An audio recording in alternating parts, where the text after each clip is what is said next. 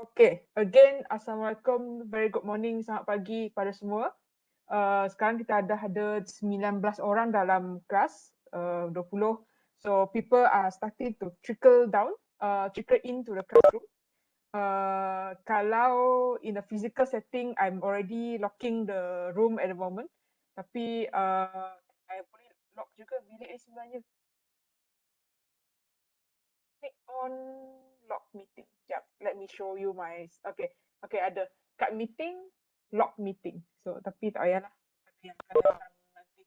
So, anyway, kita akan sambung dengan part kedua dari lecture kita sebelumnya. Sebelum kita start, is everyone healthy, well, tengah stress ke sekarang? How are you feeling? Either you can type it in the chat function ataupun you boleh bagi reaction to let me know how are you feeling today. Mazlina smiling. Thank you. Love shape juga. Sakit perut. Hakim kenapa? Salah makan ke? Ataupun makan berat sangat pagi tadi ke? Ataupun salah ataupun makan benda yang tak bersih that you beli kat mana-mana ke? Okay, alhamdulillah sihat from Aisyah. Again, to remind everyone, ni dah dekat hujung SEM. So, stress is expected. Sebab banyak subjek tiba-tiba ada banyak kerja yang you kena habiskan kan. So, just hang on. A few more weeks left. You will start on with your study break, your final exam soon enough. I think ada 2 minggu lagi sebelum kita akan start dengan our break. Ada echo, siapa punya echo tadi? I think you need to shut off your sound. Okay. So sabar aja.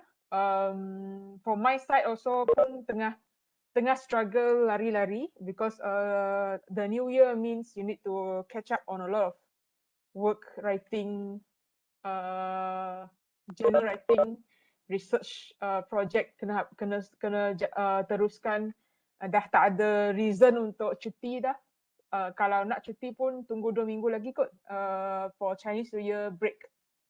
Cannot wait already. Because that will be the first time in 2 years that I'm going back to Sarawak. I'm from Sarawak.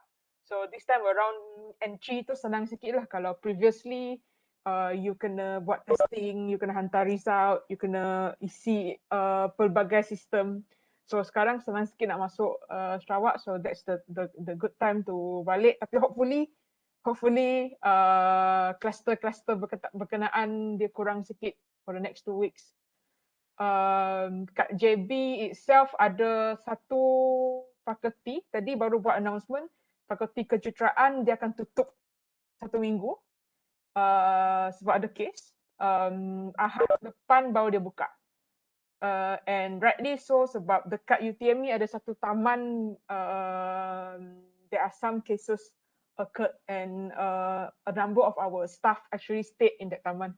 So I think kita sekarang tengah dalam proses containment kot supaya dia tak merebak ke banyak lagi tempat dalam UTM. So please pray for us so that we are safe and secured. So announcement pertama, let me go to where is my e-learning punya page? Okay. So announcement pertama, kalau you pergi e-learning, your section 3, turun scroll ke bawah. Okay. There will be a test on 12th of January.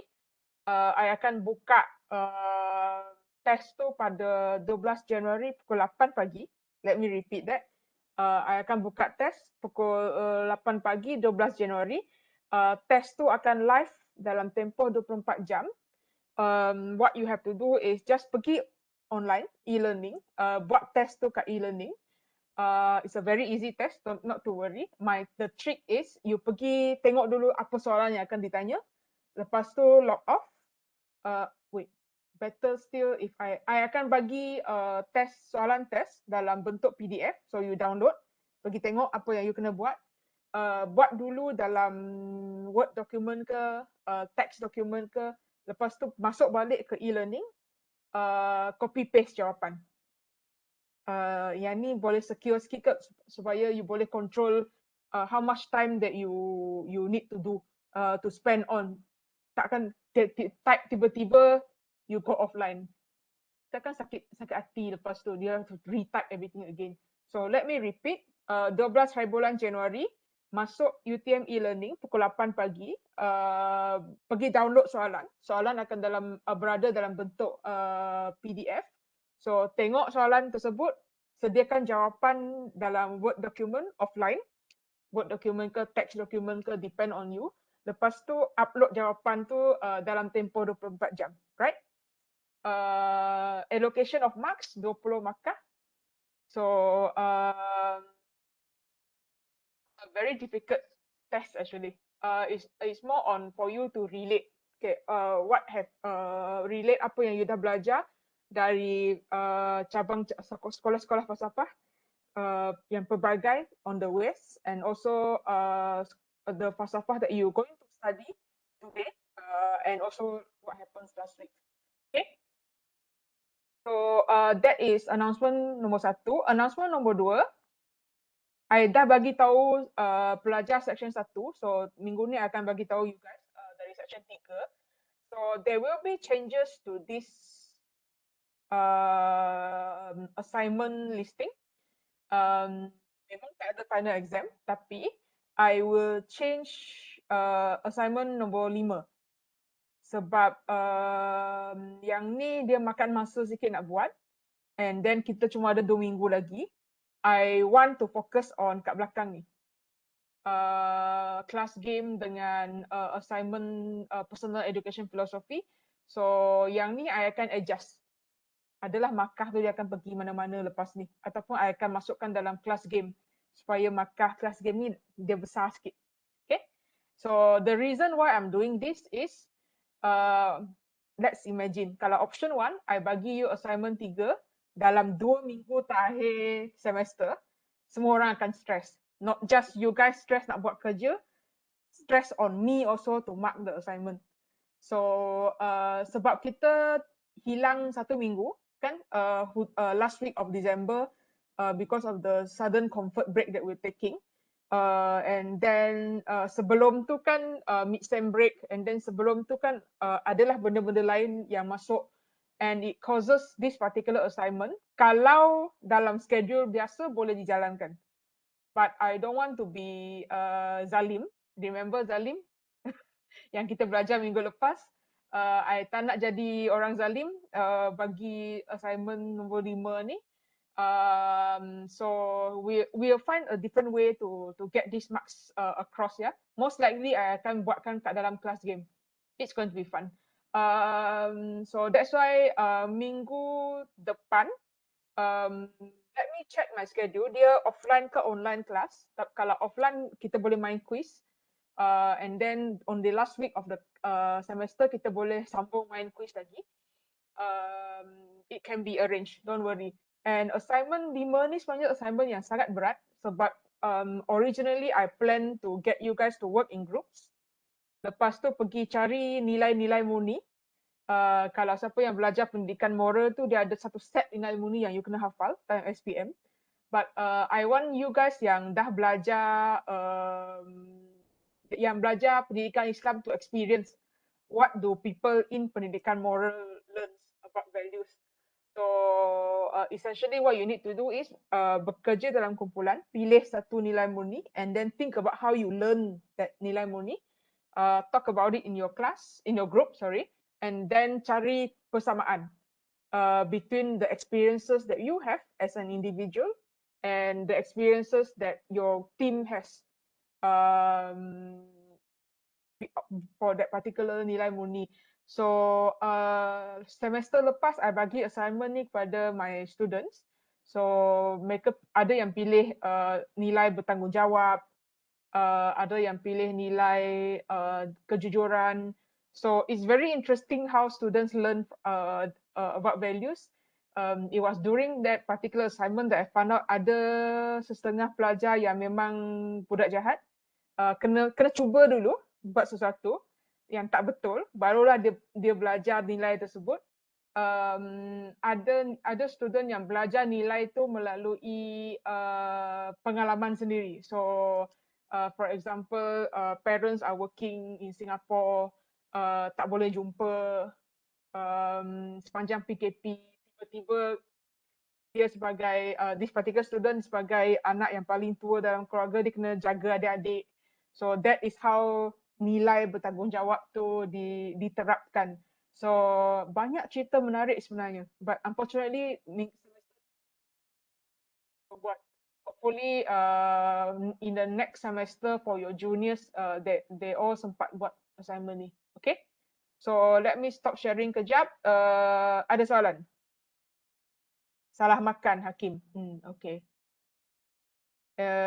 Ya, Salmi memang busy buat assignment time hujung semester ni. So that's why I don't want to stress everyone out at current point of time. So kita just focus on core assignment. Sebenarnya dalam banyak-banyak assignment tu yang paling penting ialah take home test dengan assignment terakhir, dengan assignment pertama yang you guys buat waktu masuk kelas in the first day of the semester. Okay? Kalau tak ada masalah, kita akan sambung dengan kelas kita. Again, this class tak akan lama, approximately 1 jam. Tapi ada banyak benda yang I kena cover lah. But don't worry, you know my style. I akan cover dengan cepat. So, and ada recording. Petang ni ke esok ke boleh pergi tengok recording online. I will upload it on UTM e-learning. Okay, sekejap, nampak soalan. Exam tu essay ke? Yes, it's an essay format, tapi guided essay. I akan bagi tahu cara menulis. I sempat bagi example lagi. Let me repeat that. I akan bagi example lagi. So, not something that you can go and search online lah dan copy paste. That is just too easy for you guys already, and not challenging for me to mark. Okay, so let's start. Kita punya kelas pada pagi ini. Okay, baik doktor. Thank you Aziatun. Alright, so pagi ini kita akan cover East Asian philosophy. The coverage only 2, Taoism dan Confucianism. Ada banyak lagi sebenarnya, tapi I don't think at this rate kita kena cover all those things. Okay, ini merupakan map Asia. Map Asia. Kita kat tengah-tengah ni, Malaysia. So, this area over here is what we call East Asia. It covers China, Taiwan, Japan, South Korea. There are certain characteristics of philosophy dari area East Asia ni. So the one that I'm going to cover, Taoism and Confucianism, are the strong ones yang dikenali ramai lah. Tapi ada lagi sebenarnya yang filosofi lain yang I tak cover. Okay, the next portion is here. Kita berada kat Southeast Asia. Yang ni is my area lah actually. Lepas I take over this subject since last year, I tak sempat lagi update syllabus untuk masukkan falsafah pendidikan dari Southeast Asia. Ini pun susah sikit nak buat pembincangan sebab Southeast Asia kita ada 11 negara approximately. Approximately because I do not know the status of Timor-Leste. Dia dah jadi negara, tapi adakah dia termasuk dalam kumpulan ASEAN? Satu lagi kumpulan, ASEAN ada 10 negara. And then Southeast Asia as a bigger continent, Timor-Leste termasuk. So this area of falsafah dia pun menarik juga sebab 11 negara yang berbeza, yang serumpun, contohnya Indonesia, Brunei, Malaysia, dia ada falsafah dia sendiri. Lepas tu Thailand, Vietnam, Myanmar, Cambodia, what we call CLMV,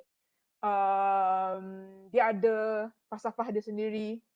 And then the red dot jiran kita Singapura pun dia ada juga pemikiran dia. So how do you study education, philosophy of education for this region?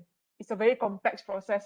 So sampai sekarang I tak jumpa lagi material yang mengulas tentang falsafah pendidikan dari sebelah Southeast Asia, which is something that I like to study lah kalau diberi peluang dan wang untuk buat projek. Okay, satu lagi area yang kita jarang-jarang baca, falsafah pendidikan dari sebelah India. India kan kontinen dia besar. Am I putting India punya map right? Okay, yes. So India pun dia ada juga falsafah tentang pendidikan dia. So actually India is quite advanced in terms of their thinking about education. Tapi kita tak baca sangat sebab generally we don't really care about that region. I mean in terms of the readings that is available to us and our closeness to the region. Tapi for me kita kena start baca sebab falsafah dari East Asia dengan falsafah dari India, these are the two regions that will control what's going to happen to the world after this. Sebab India and China are two big forces that we need to look at. Kita dah tak boleh bawah tempurung cuma tengok kat Malaysia, paling jauh pun Southeast Asia. We have to start looking outside. And the two areas that I'm really interested to study is actually India dengan China, right? So I hope you guys lepas ni pun pergi rajin-rajinkan baca. Kalau tak boleh baca dari India punya philosophy of education, pergi dekatkan diri sikit. Something closer to us. What makes us in this part called Southeast Asia passionate about education? What do we think about education, right? Okay. Now, part 1. Apakah teks-teks penting dari East Asia? This is your homework. Lepas ni pergi cari video ni online kat YouTube. And then pergi dengar dia punya coretan ataupun celoteh. This is Ziran, cannot remember the name. Where is the book? She's an author actually. Tak nampak dia punya buku kat mana.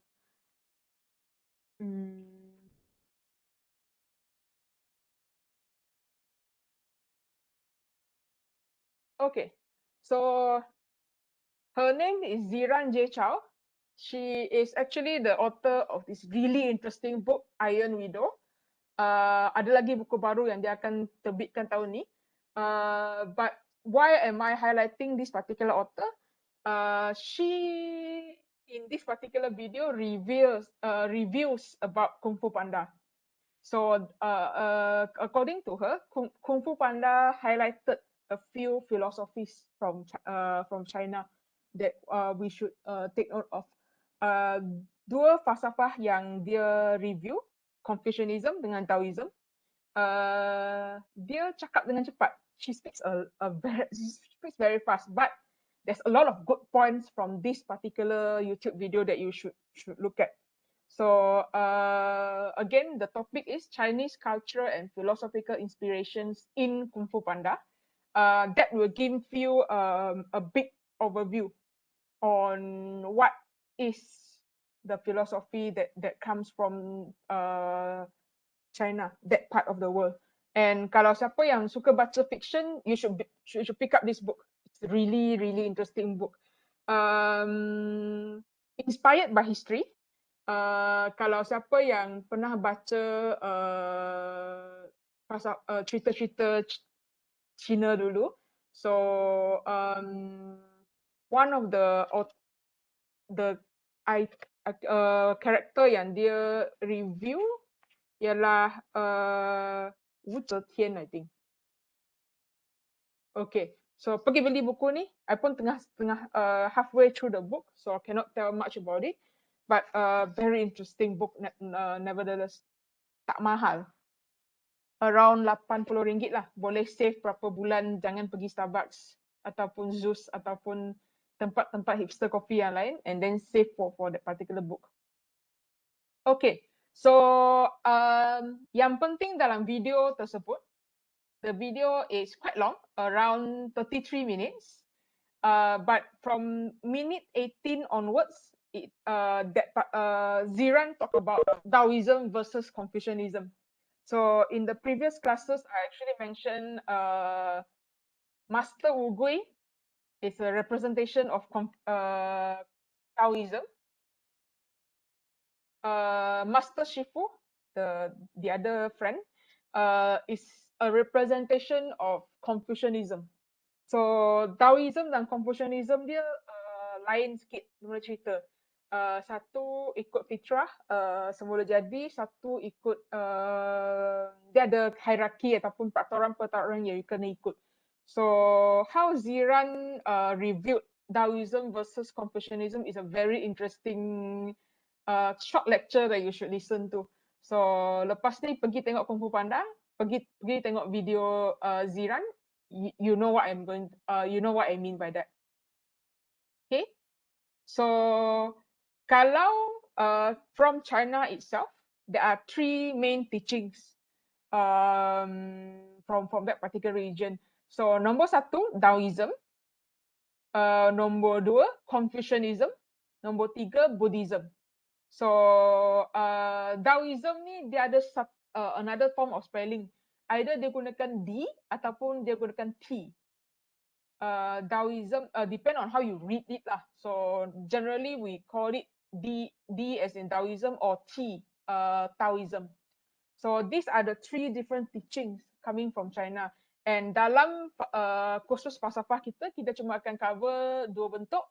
Nombor satu Taoism dengan nombor dua Confucianism. Okay, untuk Taoism, this is the word that we're going to use, Tao.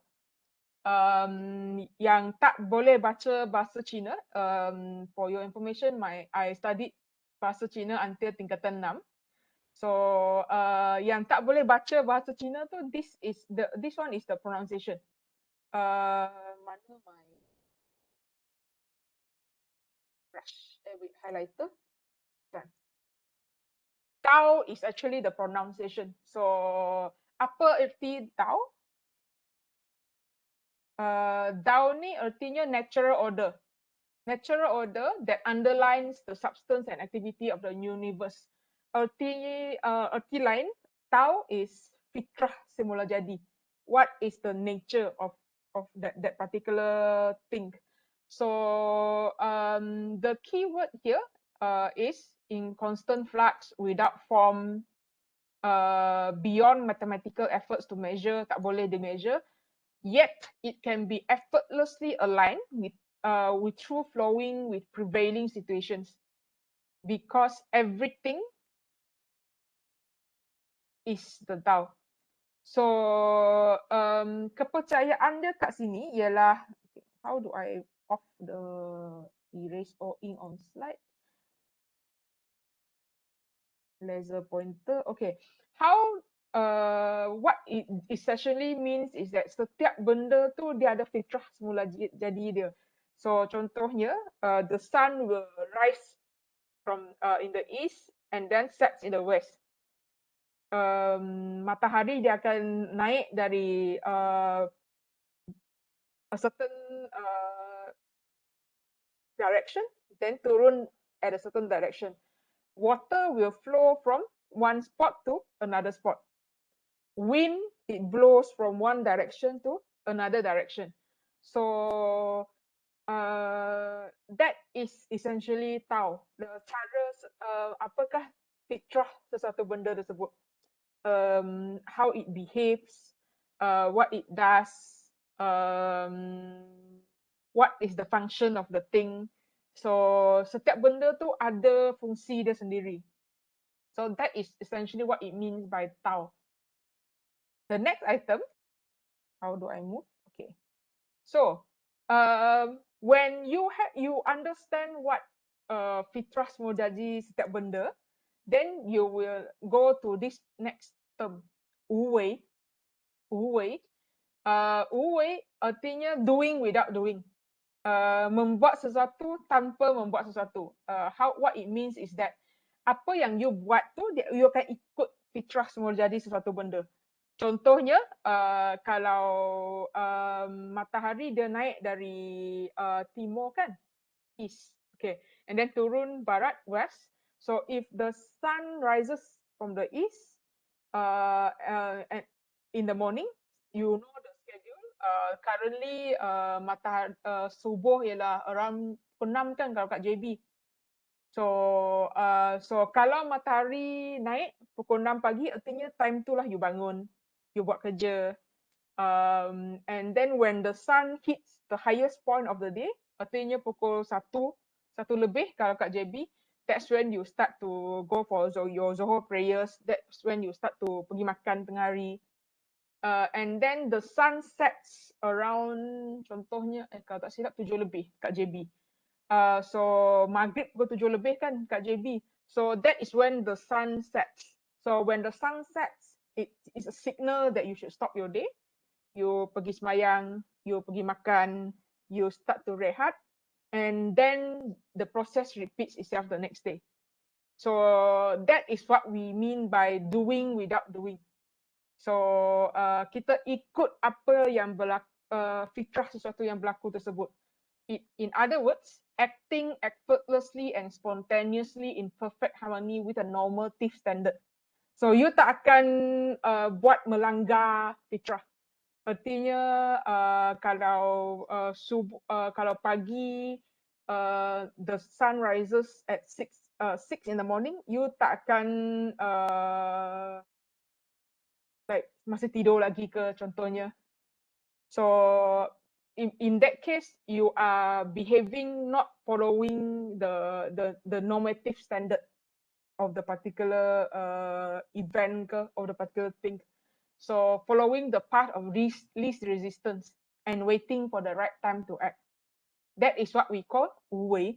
So untuk repeat balik, Tao fitrah, the natural being of it.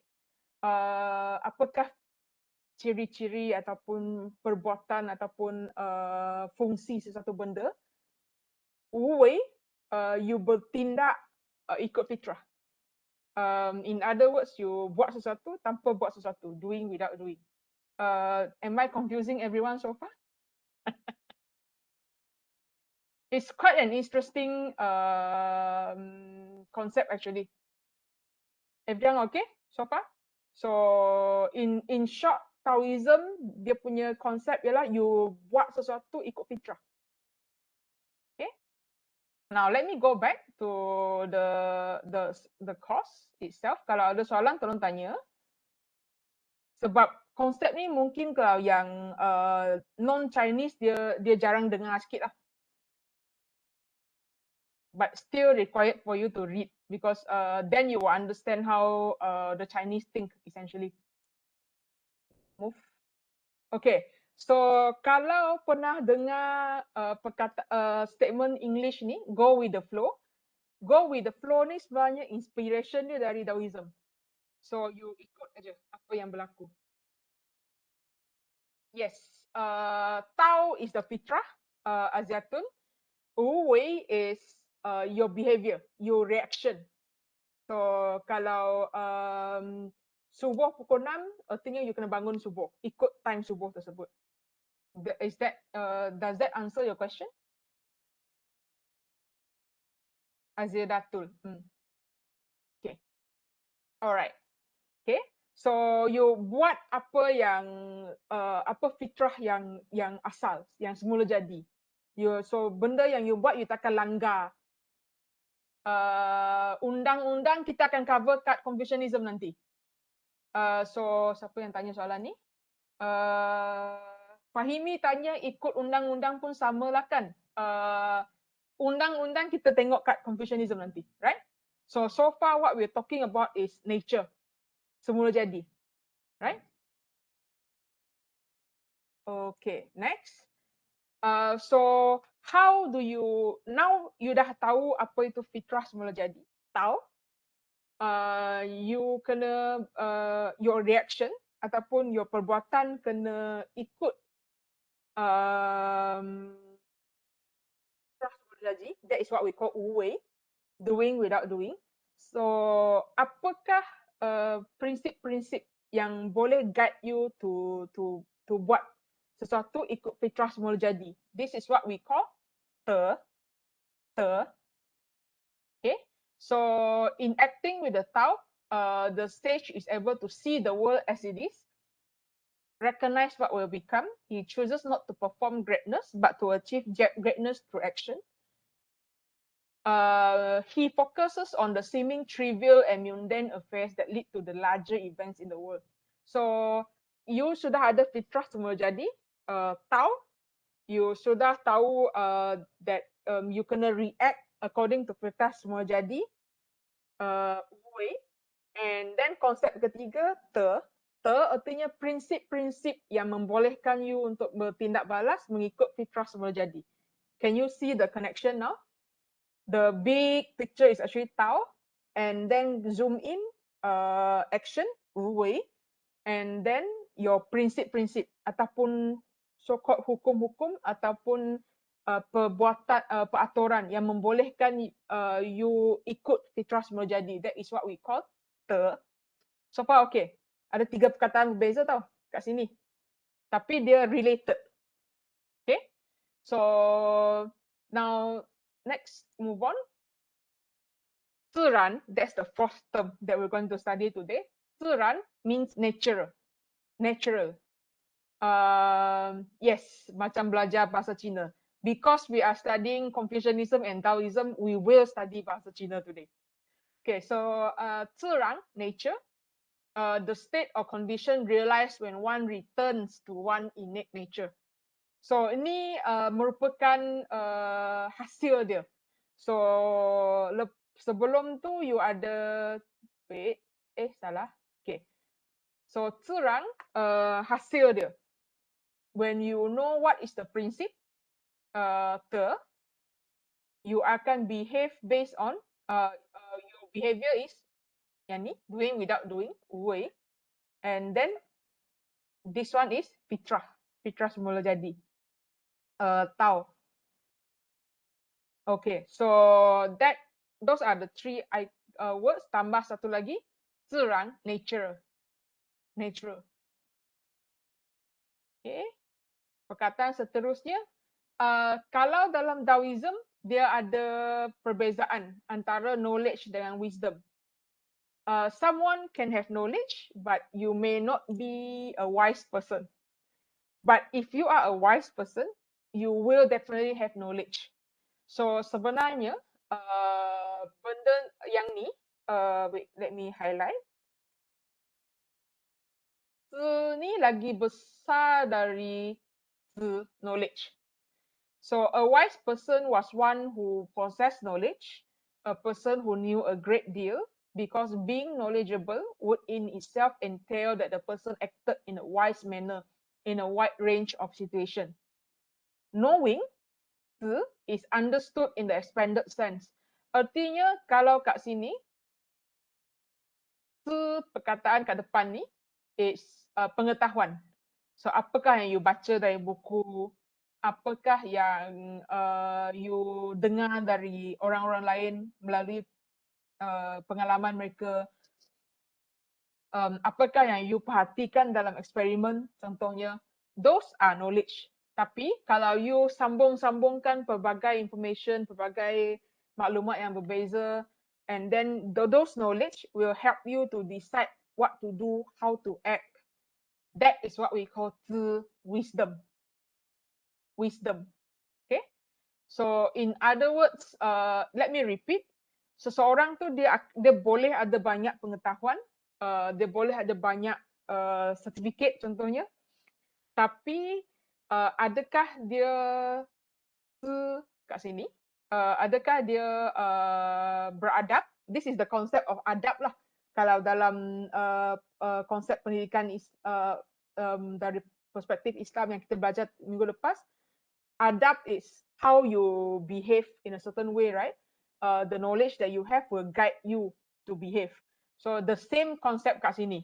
So kalau you ada pengetahuan tapi you tak gunakan ataupun manfaatkan dengan cara yang betul, you are not wise. So far, am I confusing you again? Kami cakap okay. Yang lain dah tak nampak lagi lah. So again, the emphasis here is kalau berilmu tapi you tak gunakan ilmu dengan cara yang betul, you're not a wise person. And then dalam konsep pendidikan dalam falsafah dalam perspektif Islam, you are not a person that is beradab. Okay. Now, do you see the similarities? That's why again I want to compare and put these two different perspectives together, so that you see that whatever that you see in contohnya Islamic perspective, other cultures would have it as well, right? Okay, next. Now, kalau belajar falsafah dari East Asia, especially Confucianism, Taoism, mereka ni minat untuk bercerita. So, dia akan gunakan cerita-cerita untuk menjelaskan sesuatu falsafah. So, this is one of the stories that is used. So, let me read that. If I know tables, then I must be able to distinguish tables from non-tables in a reliable fashion. But even given that I have this ability, there remains a great deal of uncertainty regarding how well I know tables. So kat sini prinsip yang digunakan for you to talk about education is you know the characteristics of a particular thing, but there is a lot more that you don't know. So contohnya meja kat sini, kita tahu meja ni ada surface yang flat surface, permukaan yang rata supaya you boleh letak barang, supaya you boleh menulis, supaya you boleh buat aktiviti kat atas meja ke contohnya, like putting food, putting stuff. And then you also know that a table has its bottom. Dia ada sokongan kat bawah table permukaan rata tersebut kan. The reason being you want that permukaan rata to be very stable. So ini merupakan karakteristik sesebuah meja. Tapi kalau ikut konsep Taoism, you even though you know that that is the principle of table, there is a lot more that you don't know about tables. And tables can come in many different forms. What you know at current point of time regarding a table is just a part of it. So the biggest lesson here is you as a learner, you kena acknowledge that apa-apa yang you baca, apa-apa yang belajar, there's a certain limit to it. There's more that you don't know outside. Very, I would say humble kan, this part. From Taoism perspective, you acknowledge that there are a lot more things that you don't know than things that you know. Next. Now,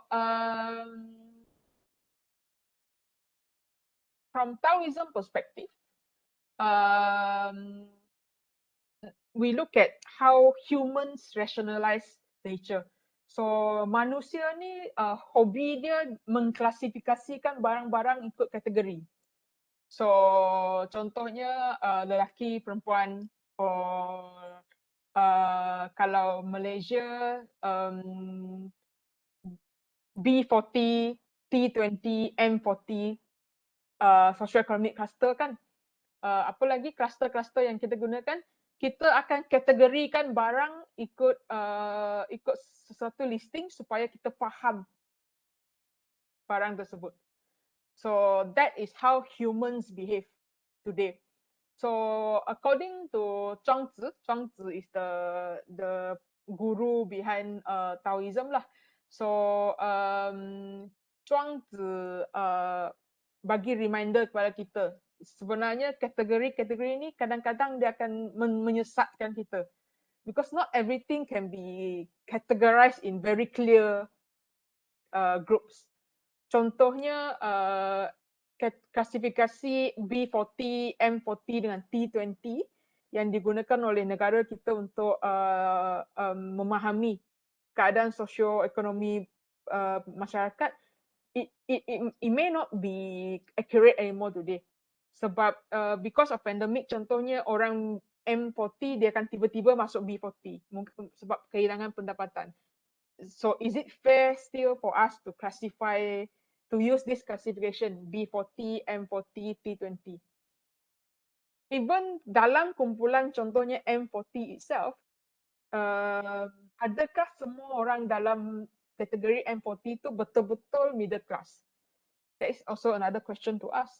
So that's why Zhuangzi dia tak suka habit manusia yang suka meletakkan benda dalam kategori. Zhuangzi, he advises us to forget all this classification because klasifikasi ni sebenarnya menyesatkan, and then dia melanggar fitrah semula jadi. Remember Tao, the first term that we belajar tadi, fitrah. So we have to forget about this classification. This is according to Taoism lah. Okay. Next, this is another story from Taoism. So there is this butcher, a very famous butcher. Dia punya pisau dia boleh gunakan dalam tempoh yang lama. So this particular guy comes in and asks, kenapa butcher punya pisau tu boleh digunakan dalam tempoh yang lama? So butcher tu pun dia buat explanation. Apakah explanation dia? A good cook changes his knife once a year because he cuts. A mediocre cook changes his knife once a month because he hacks. I have had this knife of mine for 19 years and I have cut up thousands of oxen with it, and yet the blade is as good as though it had just come from the grindstone. So ceritanya dia kat sini, butcher ni, in order for him to cut the oxen, dia kena tahu portion mana yang boleh dipotong, portion mana yang tak boleh potong. In other words, dia kena fahamkan part mana yang ada masa-masa yang keras, yang you tak boleh main potong je. Part mana kat oxen tu yang ada tulang-tulang. So when you look at this tulang-tulang, muscle, you cuba avoid ataupun you cuba potong in a way that you tak memaksa pisau tu kat on the bones, on the muscles. So that's why dia punya pisau boleh tahan 19 tahun. Sebab dia ikut fitrah toxin tersebut. Kalau you main hentam potong aja, your pisau will rosak kan cepat. That's why a mediocre cook changes his knife once a month because dia main potong. Tapi kalau pro macam butcher ni, dia akan ikut fitrah.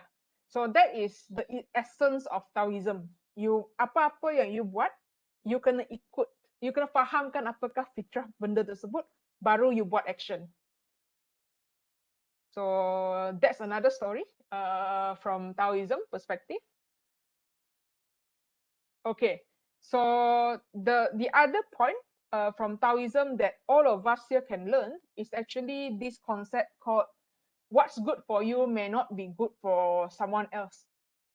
So sekarang kan kita ada like on social media, contohnya TikTok ke, Instagram ke, Facebook ke, tak kisahlah you gunakan platform mana. This concept called influencer, kan? Influencer ni dia akan perkenalkan benda-benda, contohnya this phone is very good to use, or this vacation, this hotel is very good to go to for vacation. So the general population sebenarnya kita akan ikut je. Oh sebab influencer tu cakap cantik, boleh pakai, so I belilah. Ataupun sebab influencer tu cakap makanan kat restoran ni sedap, then I pergi makan. Yes, Salmi. So kalau ikut Taoism, what's good for you may not be good for someone else. So setiap orang punya fitrah tu berbeza. You cannot impose what is good on you to another person. Yeah. So that is another lesson from Taoism. In short, it is absurd for the creature to universalize its yardstick and impose it on other people. And we must treat others according to their natural tendencies. Kalau dalam bahasa Mandarin, 以乎天理, follow their inherent nature, 因其固然, observe their inborn nature, 以天和天, 观天性. So essentially what it means is that you tak boleh paksa apa yang you percaya kepada orang lain, because that kepercayaan, that belief system is actually your belief system. Get me so far? Faham kan for now? Let me see chat function. Tak ada apa-apa. Okay, good. Meaning you guys are still around. Yes. Okay, so I think you guys might heard of this before. Bruce Lee. Be like water, my friend. So ini merupakan bayangan Taoism sebenarnya. Even in pop culture itself, there is Taoism that we can learn from. Okay. So ni part yang kita kena belajar lah. So tadi kita belajar pasal pengetahuan, how to be wise, bertindak ikut fitrah, dan jangan impose apa yang bagus on you may not be good for someone else. So kalau dalam Taoism, what is the concept of a true man? The person constantly improve and perfect himself in order to commensurate with the qualities of the names prescribed in the books. So the true man, you suka belajar, you keep on improving yourself. There's you believe that what you learn now there's limits. Remember the cerita table tadi? You tahu yang table tu ada permukaan rata and then ada kaki untuk support permukaan rata. Tapi you tak akan stop at that. You akan pergi cari lagi. Apakah bentuk table lain yang you boleh design? So the person constantly improves and keeps on learning in order to be the true man. So virtues of a sage. Sage ni artinya orang-orang macam master ukui lah, yang berpengetahuan, yang tahu, yang boleh menggunakan pengetahuan tersebut dalam jalan yang betul. So dia ada 10 habits. I will only highlight 2, 4, 7, 8 here. Yang lain you boleh baca. So item number 2, do that which consists in taking no action and order will prevail. So remember tadi, doing without doing. In other words, you buat kerja tu ikut fitrah. The sage avoids excess, extravagance and arrogance. So do not be arrogant. Be moderate in your consumption.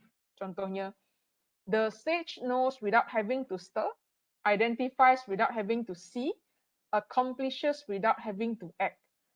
So what does it mean here? Only when you know the limits of the knowledge that you have, what other knowledge that you need to seek to find, behaves in a moderate manner, then things happen.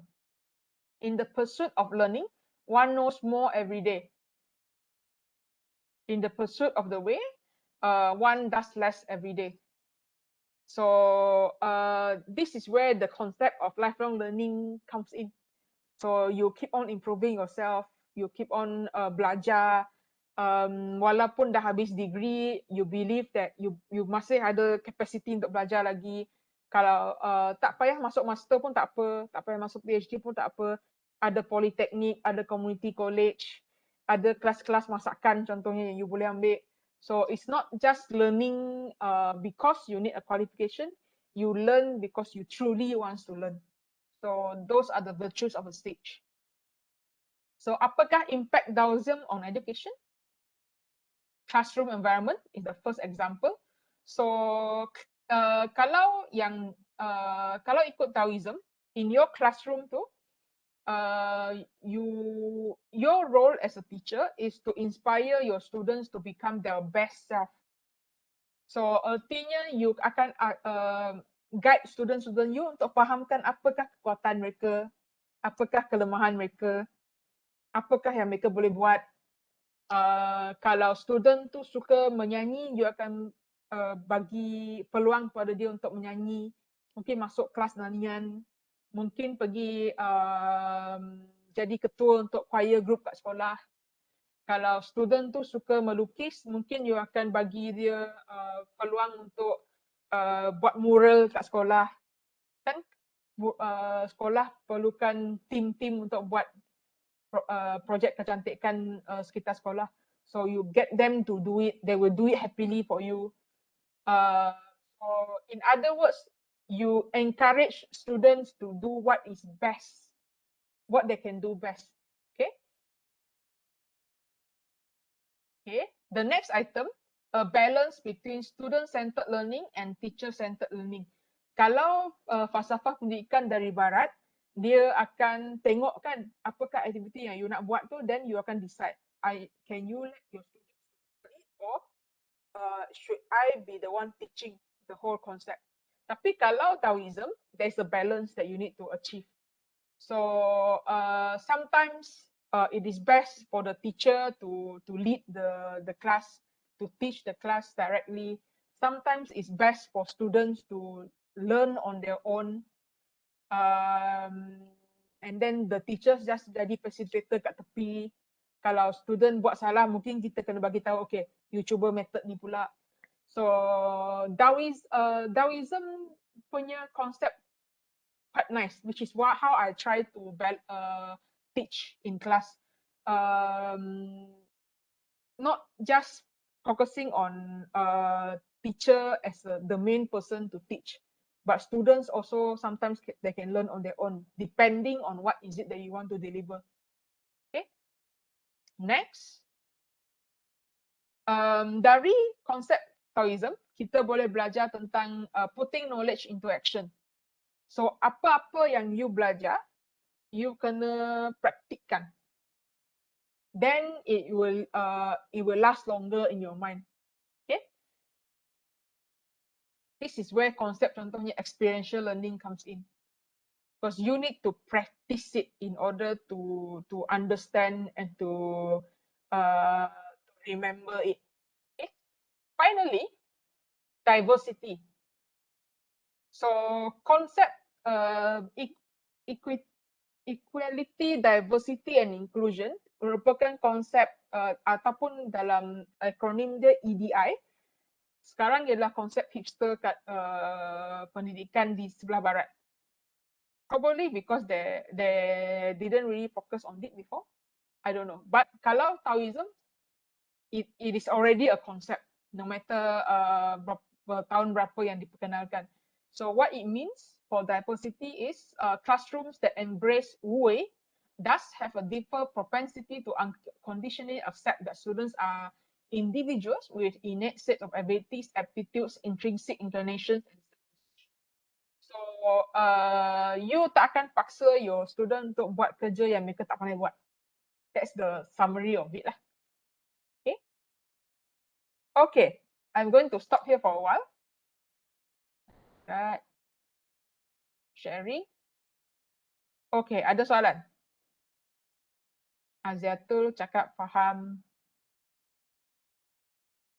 Clear so far. So that is Taoism. Again, to highlight that it's a very interesting concept. Something that we should look at. Not just looking at education from an Islamic point of view. There's a whole world out there in East Asia. This is just one concept that explains education. So kalau tak ada masalah, kita akan masuk kepada section seterusnya, Confucianism. Confucianism. So let's belajar bahasa Cina again. So Confucianism, perkataan pertama yang you kena belajar is ren. Ren. Ren artinya compassion, be kind, be generous towards people and important matters and people surrounding them. This is also meaning respect, be honest, be trustworthy, behave properly, and most importantly, dari konsep ren ini sendiri, if one performs all the qualities above and has energy to spare, he can enrich himself through studying. So tengok kat sini, studying is second level tau. Yang penting untuk seseorang manusia, according to Confucianism, you have to be kind. You have to be compassionate. You have to respect other people, be honest and trustworthy to other people. So tengok kat sini Confucianism yang dia pentingkan kat sini value education. Pembelajaran nilai-nilai murni. Belajar, the act of studying is next in line. Okay. So perkataan Cina pertama, ren. Next. Okay, remember a while ago I asked you guys to buat exercise Padlet kan?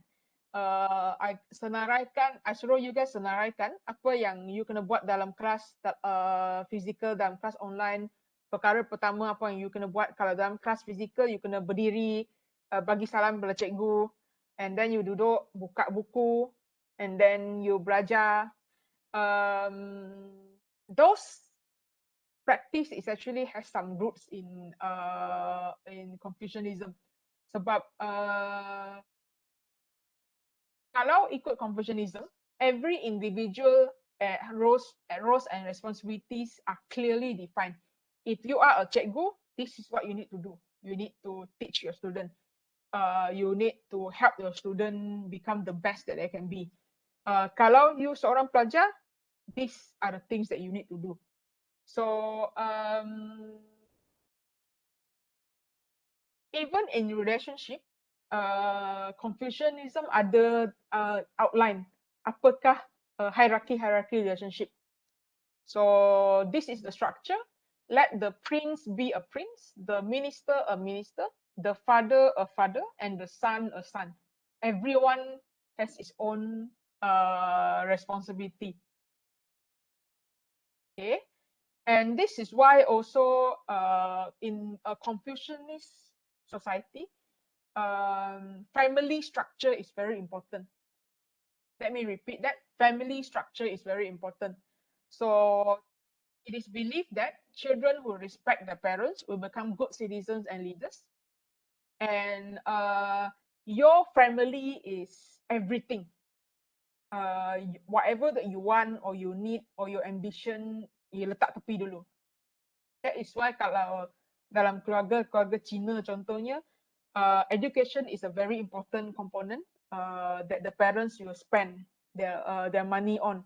Dia akan cuba save sebanyak mungkin, lepas tu dengan tujuan untuk hantar anak-anak mereka ke sekolah yang paling baik, untuk belajar dengan guru yang paling baik. And then that's why also kalau your kawan-kawan Cina kadang-kadang they listen to their parents. Kalau parents nak mereka jadi doktor, mereka akan jadi doktor. Kalau parents nak mereka buat business, mereka akan masuk business, tolong parents. So the family structure, the family needs are more important than the individual needs. Okay. Education as a family business, I mentioned it just now. That's why also you jarang dengar SJK komplain tak cukup duit.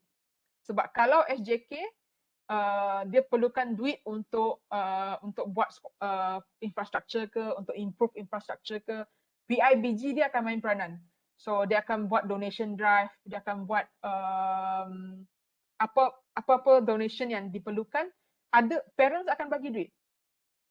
That is the belief that for this money to be used in to improve infrastructure, improve facilities, improve, for example, teaching classes, which in the end you will get good education. Okay, So individuals development and performance are to achieve the success of the family. Tadi dah jelaskan. And what I'm going to highlight here are point number 3 kat sini. There are 5 basic human relationship. Father to son, emperor to subject, husband to wife, elder to younger, and friend to friend. So kalau nampak kat sini, 3 jenis relationship ni adalah dari family structure. So that is why family is very important according to Confucianism. Okay? Okay, ni cerita lagi. So mungkin some of you pernah dengar nama cerita ni Meng Mu San Qian. So erti dia macam ni. Ada seorang budak ni nama dia Meng. So Meng dia perlu belajar. So the mother dia akan dia tengah cari tempat lah. Apakah tempat yang sesuai supaya budak supaya anak dia boleh belajar dengan baik. So tempat pertama yang mother Meng pindah ialah cemetery, tanah perkuburan. So she noticed that her son dia ikut apa yang berlaku kat tanah perkuburan, the procession, what they do and so on. So the mother said, no, I don't want my child to copy apa yang berlaku kat tanah perkuburan. So the mother pindah tempat kedua, market.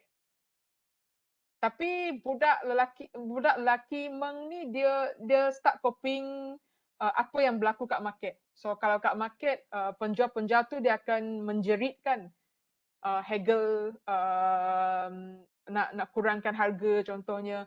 So again the mother said, no, I don't want my child to belajar dari orang-orang ni. So dia pindah lagi to another location which is near a school. So this is where budak Meng ni dia start belajar, dia start copy apa yang berlaku kat sekolah. So kat sekolah you have scholars belajar, you ada ritual yang you buat sebelum you belajar. You know, kalau you jumpa cikgu contohnya you kena bow down. Kalau you nak bercakap contohnya ada prosedur untuk bercakap, you kena raise your hand contohnya. So suddenly the mother noticed, okay, Meng ni dia dah start copying all this kind of behavior. So she finally believes that this is the best place for the son to learn. So dia terus tinggalkan, dia terus tinggal dekat sekolah. So that is the story of Meng Mu San Qian. Meng di sini artinya nama budak tu Meng. Mu is the mother, and then San Qian pindah 3 kali. So do you notice how important environment is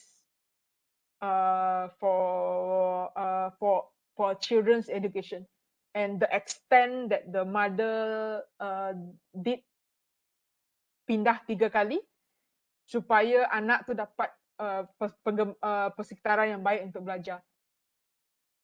So that's the story. Okay. So kalau dalam community yang menitik beratkan Confucianism, a scholar is a great occupation to have. So scholar, what we call dia punya status dia very high in the community. So every scholar ataupun every orang berilmiah ni, dia ada responsibility dia. So your responsibility as a scholar is to practice good values, is to share your knowledge to others, is to be a role model to other people in the society until you die. So bukan senang nak jadi scholar, tapi kalau you are a scholar in a Chinese community, you are very respected. So impact Confucianism on education, ada banyak impact, which is why my advice to everyone, kalau nak belajar how successful the Chinese are in terms of education, look at look at their philosophy of education, Confucianism. So ada model dia sendiri untuk education. So kalau ikut Confucianism, there's a set rules. Dia ada peraturan dia sendiri. Tadi siapa tanya pasal peraturan? Ni undang-undang. So kalau ikut Confucianism, there is a set of undang-undang untuk education. Siapa yang kena buat apa? Apakah cara-cara pengurusan pendidikan? Apakah prinsip-prinsip untuk belajar? Apakah prinsip-prinsip sebagai pelajar? And then this is an important concept, the rationale of the state leader as educator. So setiap pemimpin dia merupakan role model kepada kita. I'm not going to comment on what's happening in the country now.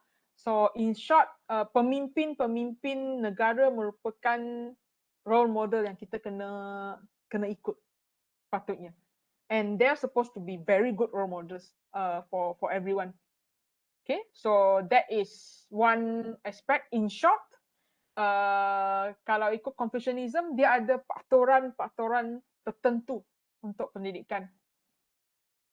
Okay, so state leader, dia kena jadi role model. He has to be an educator himself. He has to reflect the good moral values that the society has to learn. Okay. Next, sekolah merupakan tempat yang paling penting untuk belajar kalau ikut Confucianism. So sekolah dia pun ada peraturan dia, ada pelbagai level. Primary school, primary learning centers, mana nombor 3? Okay. Ada tempat-tempat yang you kena belajar, yang ni, nombor 3. Intermediate schooling, vocational schools, university. So dalam Confucianism, there are levels of learning institutions, depending on what do you need to learn. Okay. So how to manage education dalam Confucianism, dia ada prinsip-prinsip pengurusan dia. So this is the whole list. Kalau nak belajar tentang apakah yang menjadikan seseorang guru itu berkualiti, according to Confucianism, you need to look at the standards that you set in order for you to be a quality teacher, and then what kind of respect that is given to the teacher. Kalau nak belajar pasal pedagogi, you kena belajar pasal cara mengajar, you kena memahami student you. So there is a whole guiding principle on how to understand student, inquiry method, balanced learning.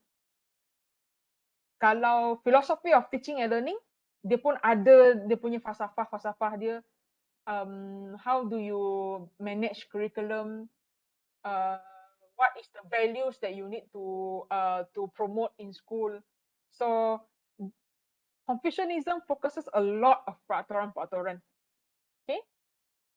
Next, this is the 7 orders to observe. 教子大论. Essentially, it means ada 7 big guiding principles in education for teaching and learning process. So before masuk kelas, student kena dress up with formal attire. I suspect that's where we learn about uniform. So kita kena pakai uniform. Next, the students are asked to read the 3 poems to remind themselves of the purpose and determination of learning. So student kena diberi reminder apakah tujuan mereka belajar. Nombor 3, hearing the drums, the students start to open their school bags and begin their learning in an obedient and respectful manner. So bila loceng berbunyi aja, student akan tahu, okay, this is the time where I start to bring out my book and start to learn. Ritual kan?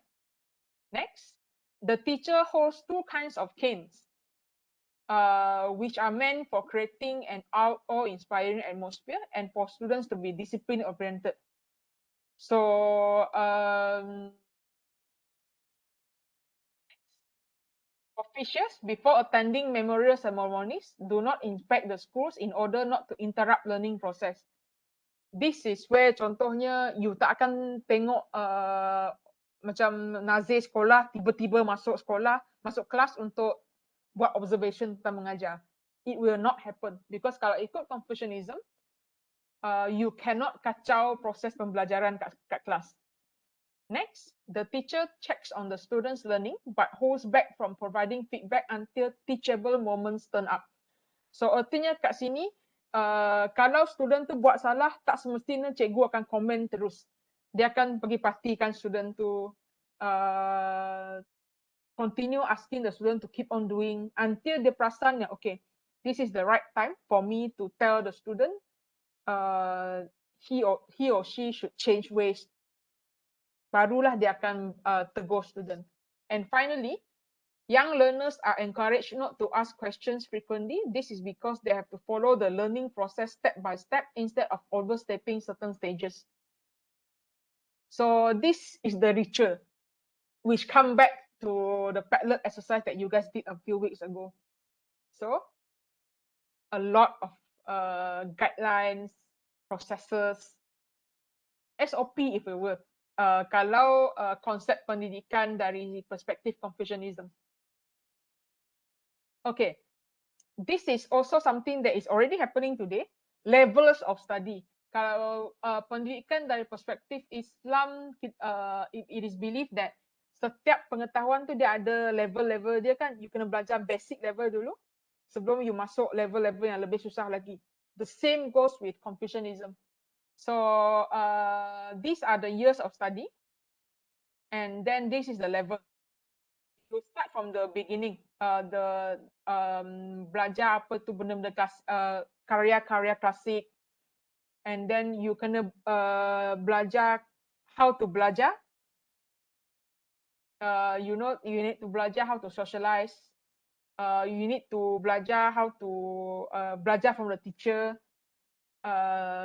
And then finally, you can become independent in your own learning. This is intermediate level. So artinya year 1 sampai year 7. Masuk year 9, this is a bit more specific. Macam specialized sikit lah. Kalau you nak belajar bertukang, this is where you study. Kena ada guru untuk ajar, tapi at the same time, you can learn it on your own. And then masuk specialized institute called grad learning, 大学. This is where your role is a scholar. You learn how to be a scholar. You cultivate people, and then you make sure that other people are inspired by you as a role model. So ni merupakan level-level pembelajaran kalau ikut Confucianism. Falsafah teaching and learning, ada dua falsafah utama kat sini.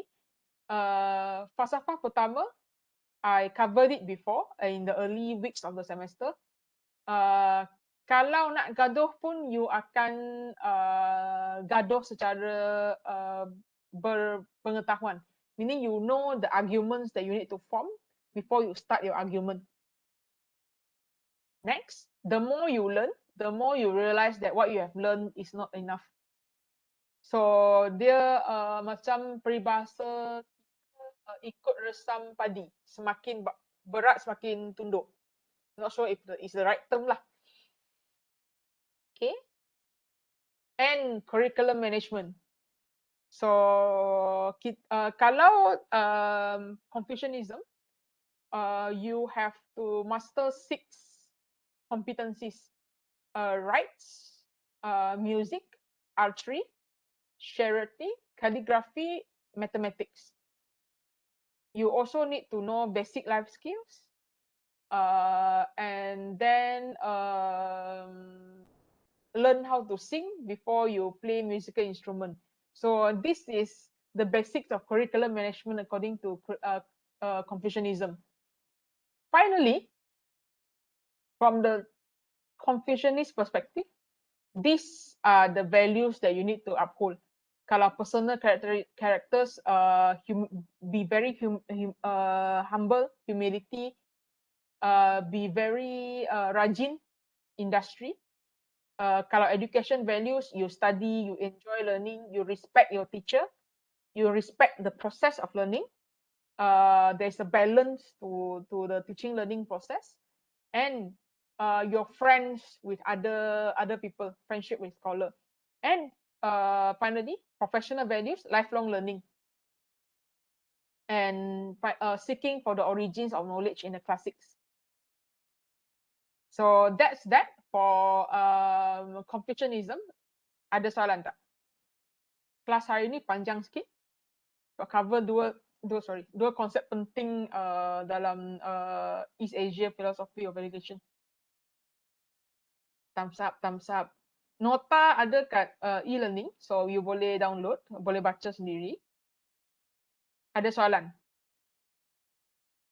Now I want you guys to start reflecting. Why, how do your non-Muslim friends study? Especially those who go to SJKC, in private Chinese schools.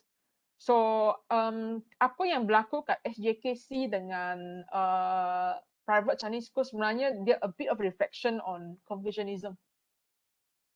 Respect for teacher is really, really high. There are certain subjects that you need to master. There's a ritual in learning, and you have your own roles, learner and as a teacher. So if you compare and contrast, Confucianism dia banyak peraturan kan, ada SOP dia sendiri tentang pembelajaran. Kalau Taoism, you have to look at what is the fitrah ataupun the nature of the things. Then apa-apa yang you buat, you kena ikut fitrah, jangan langgar fitrah. So in other words, kalau your mazhab untuk pembelajaran is Taoism, you akan encourage your students to know their strengths and weaknesses, and then whatever activity learning that they do is based on what are their strengths. Okay, soalan ada tak? Doktor, you guys are very practical, terus masuk tentang test. Jawapan essay tulis dalam English ke Malay, dua-dua boleh. I don't really bother about the language. Yang penting you faham, you are confident enough to actually express your answer. And again, this answer is not something that you can copy paste. So yang penting is actually the language that you are comfortable with, and just present as it is. Okay. Soalan lain? Thank you, Nazifa. Thank you, Tasha. Kalau tak ada soalan, that will be the end of the wait. Due date untuk assignment bila ya doktor? Tadi I bagi tahu assignment 3 tu dah tak ada. So you just have to wait for the last assignment. I will give it in the last class. Okay. Hope that answers your question, Fariza. Doktor, kiranya Taoism dengan Confucianism tu dia mementingkan adab berbanding pengetahuan. Maksudnya pengetahuan tu penting, tapi kita kena utamakan adab dululah maksudnya. Yes. Yes. Do you see the similarity, Sami, with Islamic perspective of education? Kalau Islamic perspective of education pun adab juga kan? You kena tahu how to behave. Adab terhadap manusia, adab terhadap ilmu. Does that answer your question, Sami? Yes, Doctor. Okay. Interesting kan? There's a whole world out there that we are not familiar with previously. Siapa ni? Aziatul, baru faham. Okay, kalau tak ada apa-apa, all the best. Yes, siapa ni? Izzat. Suara. Izzat, okay, go ahead. Out of topic, but where did you get the picture behind you? The photo? Mona Lisa. Yes. Shopee ada. Shopee ada. This is Do you? paint by number. Oh. Pergi type dalam Shopee It's paint by similar to number your Mona face. Lisa. Sorry? It's similar with your face.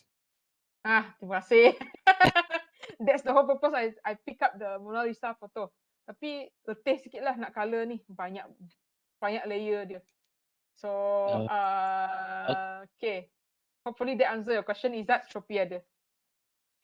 Okay. Okay. Ada lagi soalan? I also welcome out of topic question, so don't worry. Kalau tak ada apa-apa soalan, good luck on Wednesday. That's your test day. Don't be too stressed about it. It's a take-home test. Kalau perlukan buka nota, you just buka nota. You won't get the answer online, that's for sure. So hantar dalam masa 24 jam. Kalau ada masalah untuk hantar, let me know. Jangan last minute baru bagi tahu ya. So with that, let me stop recording.